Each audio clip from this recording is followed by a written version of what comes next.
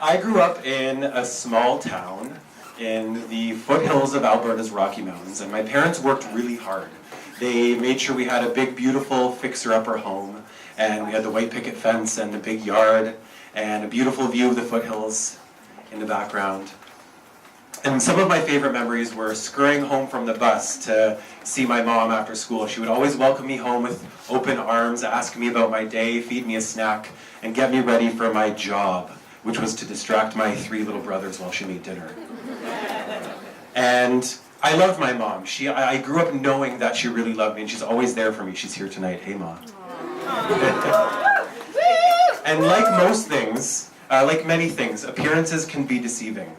And that was true for us. Behind the white picket fence and behind the old character of the home, behind the view, the truth is that we lived in fear for when Dad got home.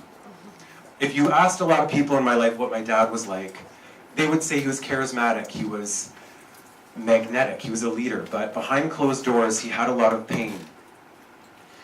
And he medicated that pain with drugs and alcohol, and it often manifested in a lot of violence towards my mom, towards my brothers, towards me.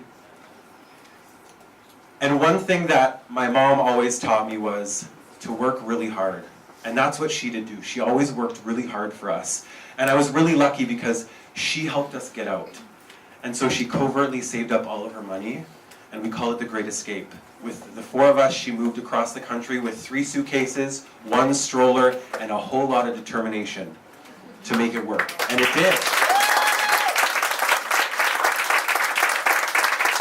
We didn't really grow up having a lot, but we did have people who loved us a lot. And I grew up knowing I was loved, but there was always something missing. And it was because I grew up, after we came to Ontario, my dad never tried to get a hold of me. He never bought me birthday presents. He never really called. So I grew up a child of abuse and a child of neglect. And that can really mess you up. It can make you doubt yourself. It can make you hate yourself. It can make you not have confidence.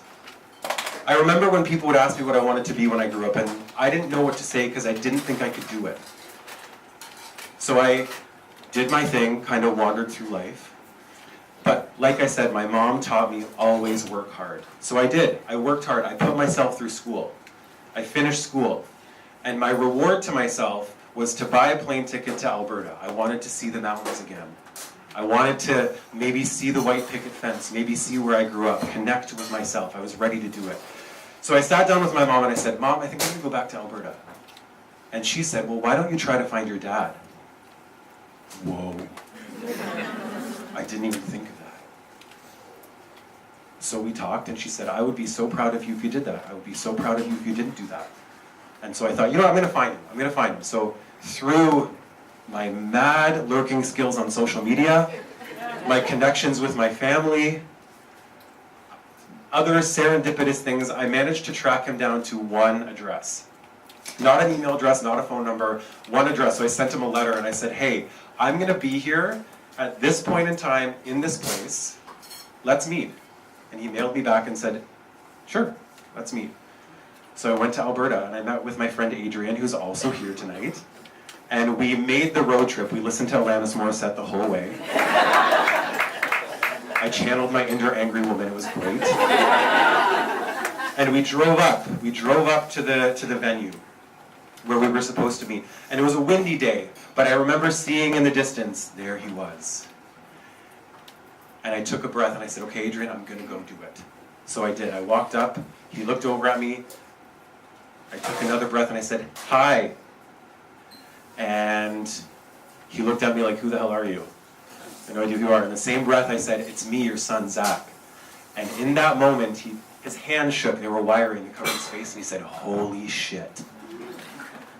He hadn't seen me in 19 years. And in that moment, I could see in his eyes that his world had been totally turned upside down. Everything that had happened, everything that he had gone through, everything that I had gone through, we just kind of connected in that moment. And we hugged. Something I didn't expect. So we were at a coffee shop, so he said, hey, let's grab a coffee. And I said, sure, let's grab a coffee. So I got to tell him a lot of things that he didn't know. I told him I was gay. I told him I was in love. I told him I put myself through school. I lived in the big city. I also had to tell him things that hurt a little bit. I told him that his family didn't really want to talk to him, and that he had a grandchild that nobody wanted him to meet, that his ex-wife was remarried in love. But it was a really honest conversation. So he said, you know what, let's go to my place where I live. And I said, sure, let's go see what's up. So we took a walk, and I remember we were walking down the street. I got to see where I grew up.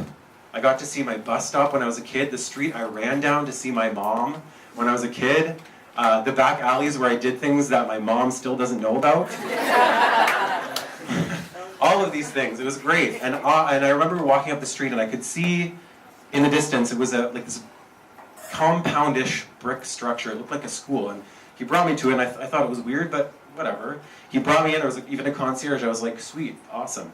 So we walked down the hall, and it was echoey. Our feet were echoing on the floor, and nobody was there. It was just weird. So we went into this room in the corner, and he walked me to the very back, and there was a cot on the ground with a pile of clothes beside it and a small table, and he said, this is where I live because I'm homeless. And I said, nothing, because I didn't know what to say. The only thing that I could say was inside of me, and it was compassion and empathy. Something that I hadn't felt for him in my entire life. So in that moment, I changed a little bit. I tried not to cry, I did, and we had a moment again. And I was like, holy crap, this is like too much.